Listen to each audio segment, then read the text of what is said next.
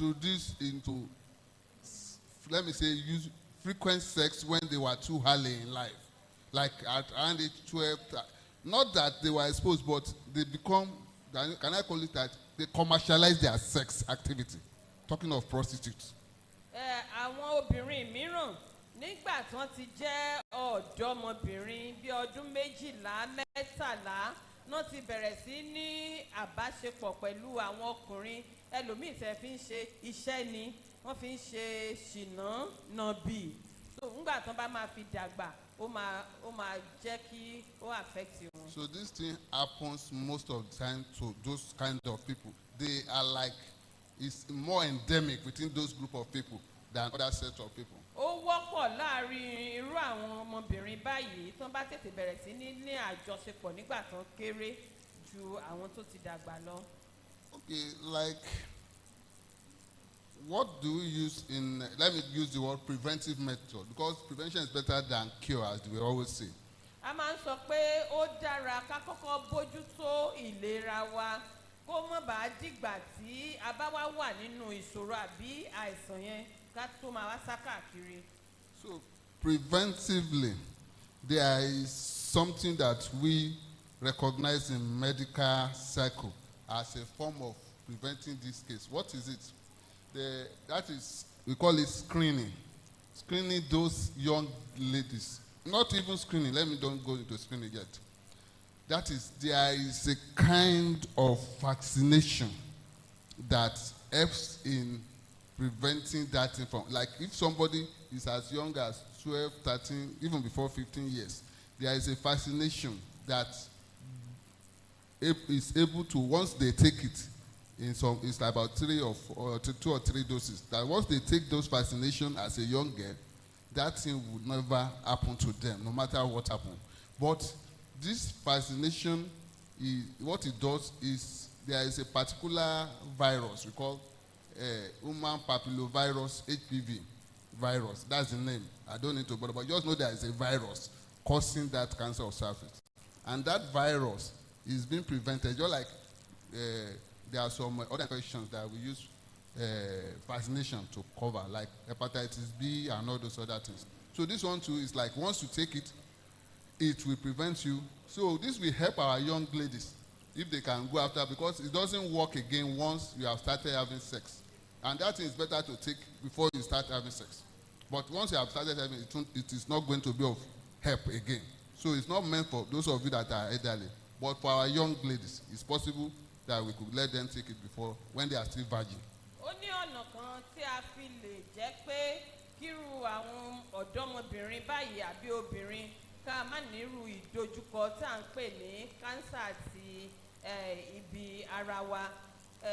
Ó ní abẹ́rẹ́ àjẹsára èyí tí a máa ń fún àwọn ọ̀dọ́bìnrin, even ẹni tó jẹ́ ọmọ ọdún 12, 13, 15 kó tó di pé wọ́n bẹ̀rẹ̀ sí ní ìbáṣepọ̀ pẹ̀lú ọkùnrin. Eléyìí wà, ó jẹ́ kí ó wà ní nǹkan tó jẹ́ dandan tó sì yẹ kí a tètè fún àwọn ọmọ kó tó di pé wọ́n bẹ̀rẹ̀ sí ní bàlágà. So that is the only one that I can mention regarding the younger age group that could be of help to them. Eléyìí tá a lè sọ fún àwọn ọ̀dọ́mọbìnrin ni eléyìí tó lè ràn wọ́n lọ́wọ́ kán má bàa ní àrùn jẹjẹrẹ yìí nígbà tán bá dàgbà. So we are done with that one. We should now go to the real about 50 years women proper. Báyìí fún àwa tí a ti kọjá 50 ọdún sókè. Let me make a quick summary. Quick summary of what? Ẹ jẹ́ kí n tètè sọ nǹkan náà. That most of the time, our health, the way, let me say, the kind of health status you are going to have once you are about 50 years depends on 2 major things. Irú ìlera tá a máa ní nígbà tá a bá ti pé ọmọ 50 ọdún ó dá lé lórí nǹkan méjì tó fẹ́ sọ fún wa. Èkíní. The first one has to do with our dietary habit. Nípa oúnjẹ tí à ń jẹ sínú wa. This one, I will delve more into it. Wọ́n sọ fún wa púpọ̀ lórí eléyìí. The second one has to do with exercise. ìkejì ni ká máa ṣe eré ìdárayá. Those are the two major things. Àwọn kan méjì tó jẹ́ kókó leléyìí. I want you to understand one thing. Mo fẹ́ ká nǹkan kan dá wa lójú o. I'm not putting drug as if it's not important at this point in time. Bí o sọ̀rọ̀ nípa oògùn lílò, kì í ṣe pé kò ṣe nǹkan tó jẹ́ kókó. But note one thing. Ṣùgbọ́n If ẹ mọ̀ you nǹkan. eat correctly, balanced diet, you will eat less of drug. Tá a bá jẹ oúnjẹ tó dára ní gbogbo bó ṣe yẹ ká jẹ, oògùn tá a máa jẹ ò ní pọ̀ o. But if you refuse to eat, you decide rather to eat anyhow food, be ready to do what? To eat more of drugs. Ṣùgbọ́n tá a bá kọ̀ tá a jẹ àwọn oúnjẹ tó dára fún ara wa, ẹ ṣetán láti jẹ oògùn tó pọ̀. Not one set of organization in the governmental circle, they call them NAFDAC. If you look at them very well, that name is meant for food and drug. I think you know it's not about that. It's not a coincidence. They know food and drugs are interrelated. That's why they are handling the two. They are overseeing the food because they know if the food is well taken, then the drug too will be able to work well. And you know one thing, your food provides immunity, ability to resist infection. Once you are able to eat well, you find out that most of the places where some people are falling sick, you pass through it. It's not only spiritual that will be covering you. The immunity you have gotten from the food will be the one that will be covering you as of that time. Àmọ́ ẹ̀ka ìjọba kan tá à ń pè ní NAFDAC pé wọ́n máa ń bójútó oúnjẹ àti oògùn ni. Kì í ṣe pé léyìí kan ṣàdédé wá. Wọ́n ti mọ̀ pé àtóúnjẹ àtòògùn wọ́n jọ ń rìn déédéé ni. Ẹni tó bá jẹun tó dáa kò ní lóògùn púpọ̀. Ṣùgbọ́n ẹni tí ò bá jẹ nǹkan tó dáa lákòókò tó yẹ kó jẹ, á rí i pé òun máa kó oògùn jẹ ni. So that is why we should take this issue of our diet very seriously. Nítorí náà ó yẹ ká mójútó gbogbo nǹkan tí à ń jẹ sínú wa. Now let me just quickly go through some diets that I know are of importance for us to be eating. In fact, these things should not start at 50, mind you. It should have started if possible once you are above 20. Ohun tó ń sọ fún wa ni pé àwọn oúnjẹ tó fẹ́ sọ fún wa yìí pé ó yẹ ká máa jẹ létòlétò àti ní àkókò. Kì í ṣe pé nígbà tá a bá pé ọmọ 50 ọdún la ṣẹ̀ máa bẹ̀rẹ̀ eléyìí o. Ó yẹ ká ti bẹ̀rẹ̀ nígbà tá a ti pé ọmọ 20 ọdún. That was why I said whatever you become at 50 is being determined by what you are doing when you are younger. Torí ẹ̀ náà ti sọ fún wa pé ohunkóhun tó wù ká lè jẹ́ nípa ètò ìlera kì í ṣe nígbà tá a pé ọmọ 50 ọdún ló ṣẹ̀ bẹ̀rẹ̀, ó ti bẹ̀rẹ̀ nígbà tá a kéré. Let me quickly delve into one thing that is very common with most of us: frying of eggs. Dídín ẹyin jẹ, mo fẹ́ fi jẹ iṣu, mo fẹ́ fi jẹ bread. It's very common in most homes. Ká máa dín ẹyin ní gbogbo ìgbà, ká fi jẹ iṣu, ká fi jẹ búrẹ́dì. The truth about it is that Ọ̀tọ̀ tó wà ń bẹ̀ ni pé egg is a good source of nutrition. ẹyin dára o, ó dára fára. But the truth about it is that it's not the whole thing about egg that is good. Kì í ṣe ohun gbogbo tó wà nípa ẹyin ló dára. Note one thing, that it is difficult to separate fried egg. You cannot say I want to remove the yolk from the abdomen. That is the white portion of there when it's still raw, and you want to use raw egg to fry, abi? So because of that, it's not good to fry egg at all because you can't separate it. Ẹ rí i pé tá a bá fẹ́ dín ẹyin, ó ṣòro fún wa láti yọ pupa inú ẹ̀yẹn kúrò nínú funfun. Nítorí náà ohun tó ń sọ fún wa ni pé ẹyin díndín ò tiẹ̀ dáa. Even generally, frying of things, including fish, meat, is not good. But that of egg is the first thing I'm mentioning now. Ẹyin yẹn òun ló burú jáì. What are we talking about? It's better for you to eat your egg boiled. When you boil it, you remove the yellow portion, which is the yolk. Let me be frank with you. Is the sweetest part of the egg. Òun ló dùn jù sá. So I know. But let me tell you one thing. There is one adage which I have come to learn over years, and I believe in it because it has worked for me. friendliness to the mouth. Take it. Is enmity to your body or your stomach. While bitterness or unfriendliness to your mouth. Let's look at most of our Abba something, or even those Agbo something. You know, most of the time they are very bitter. Even your drug self, if you chew it, it will be bitter. That's why we swallow it. That's why most people prefer orthodox drugs compared to Agbo, because Agbo, most of them are in liquid form, and you cannot swallow. I'm sorry, you cannot swallow it without tasting your bite, which will make it bitter. Obviously, any bitter thing, only on few occasions, they are like medicinal to the body.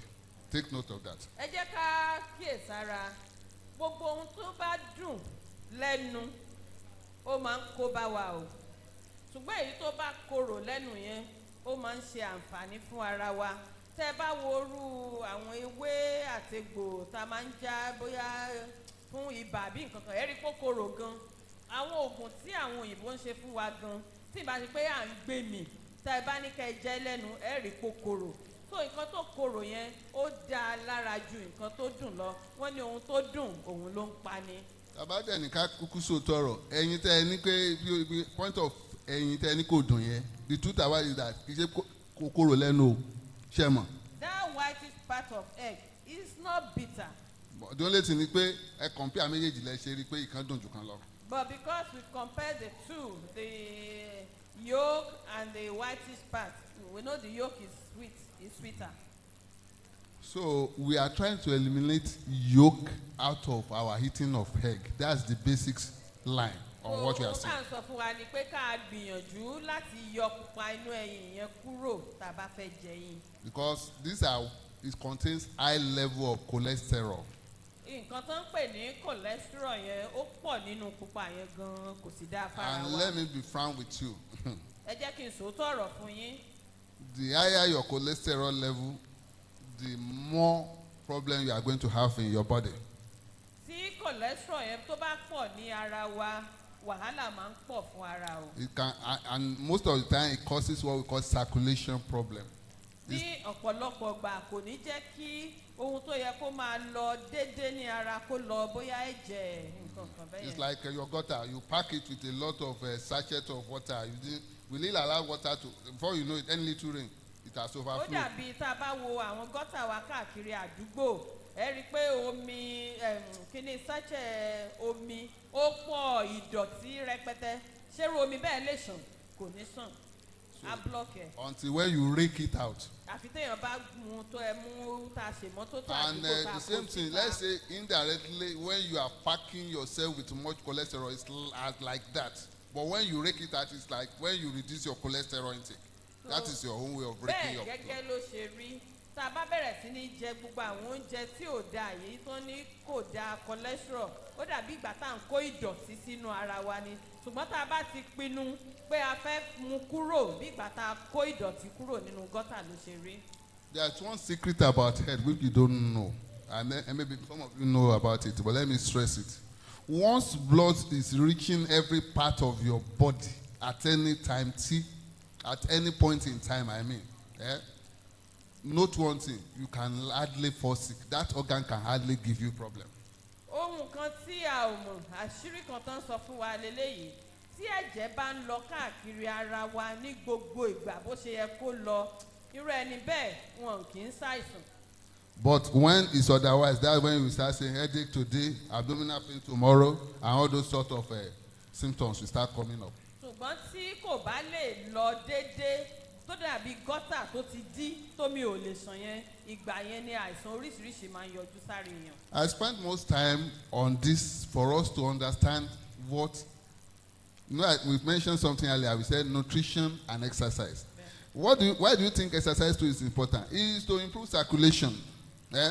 But let me tell you, if you take much more of this diet serious, you don't even need too much of exercise. I will tell you about the other exercise you will need, and everything will be okay. But I will mention it later. But the truth of the matter is that once your diet is okay, it's like, okay, when the gutter is free, just little water will clean the water. Just little pouring of water will make the water clean. And will make the gutter clean. But assuming there are a lot of dirt there, you will do a lot of, it will be an uphill task for you to clean it. Ìdí tó ń ṣe ń sọ fún wa nípa oúnjẹ tá à ń jẹ sẹ́nu wa.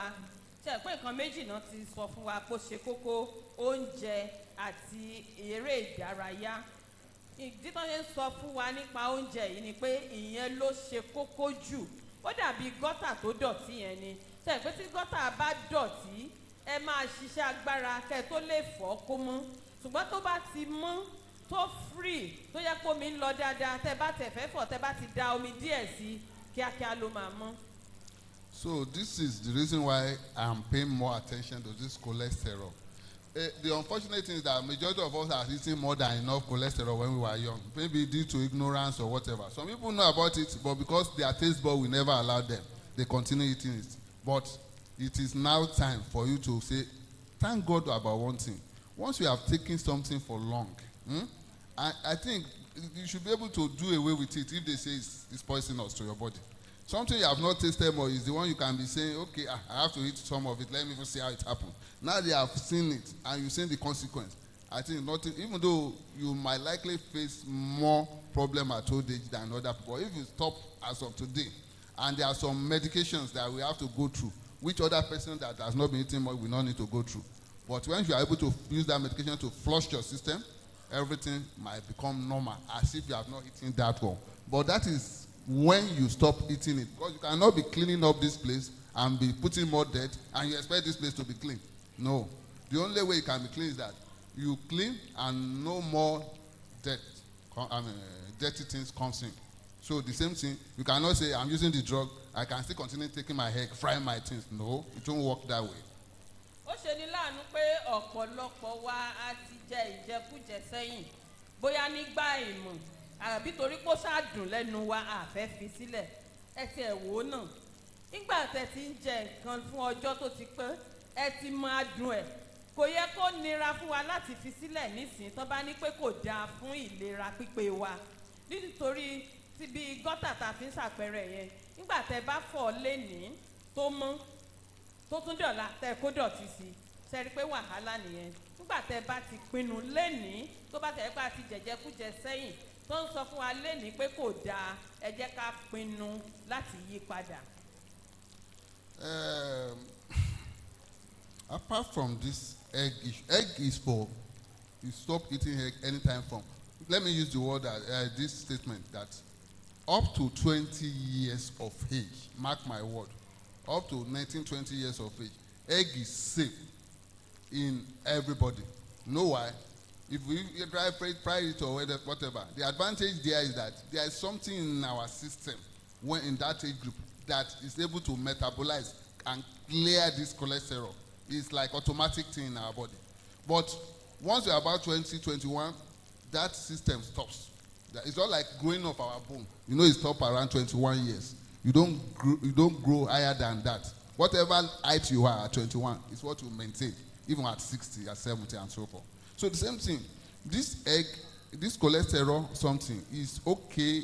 Your body system takes care of it when you are younger than 20 years. But once you're about 20 years, you must control it yourself because your internal system cannot control it again. It's your eating it that we must drop for it not to go higher than normal.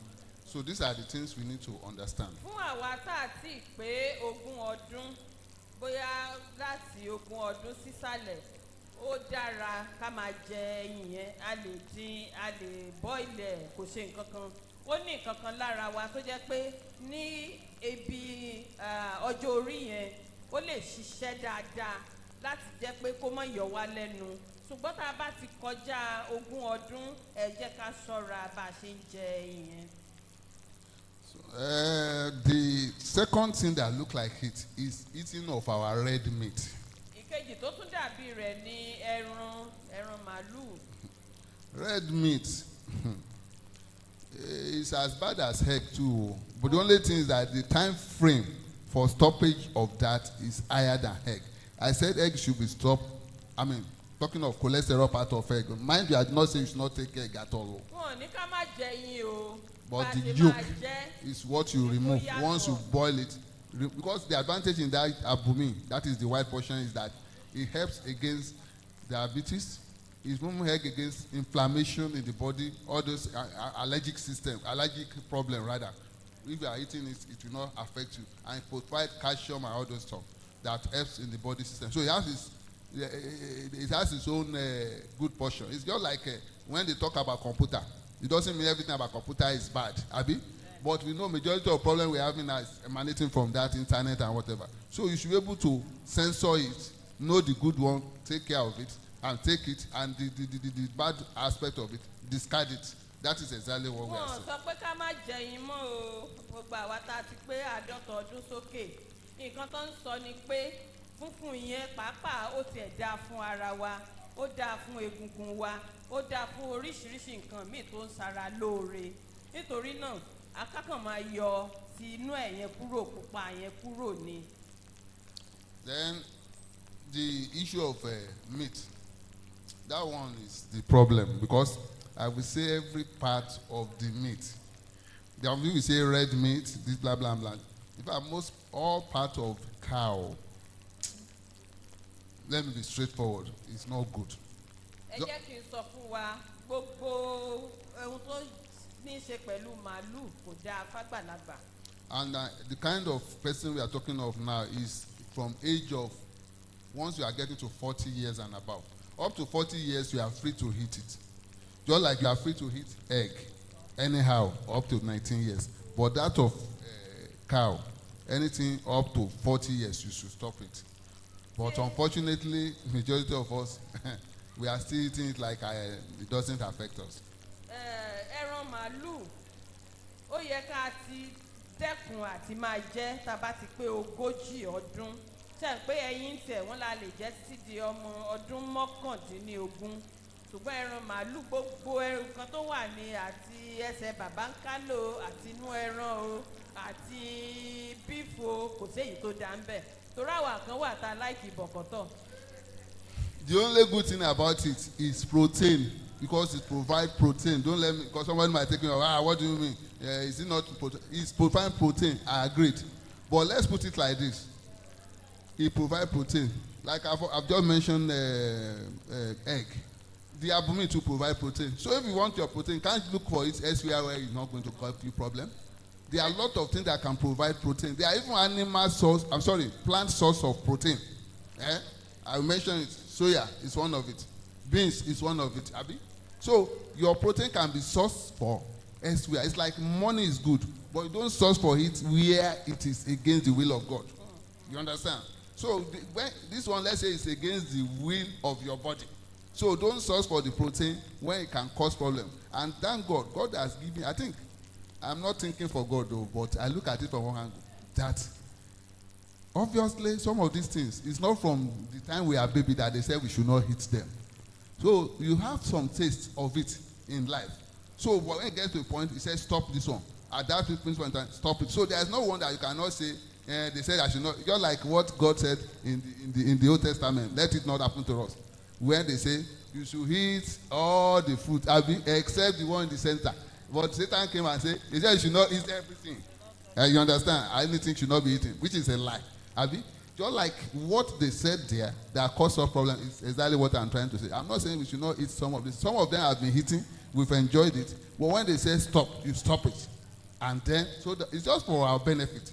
God is not the one to eat all these things. He provides it for us. But He's the maker of our body. That's why He put some people in place to study some of the God's work, to know where and at what point in time you stop them. So, and if you follow it, it will help you to live a longer, healthy life. It's another thing to live a longer life, another to live it healthily. And that is what we are trying to achieve through this talk. Ọ̀pọ̀lọpọ̀ wa máa rò pé kí ni dókítà ń sọ láàárọ̀ báyìí. Ẹran yìí ṣe bí protein ló fún wa. Wọ́n la lè rí protein yẹn níbòmíì. A lè rí níbi ẹyin funfun.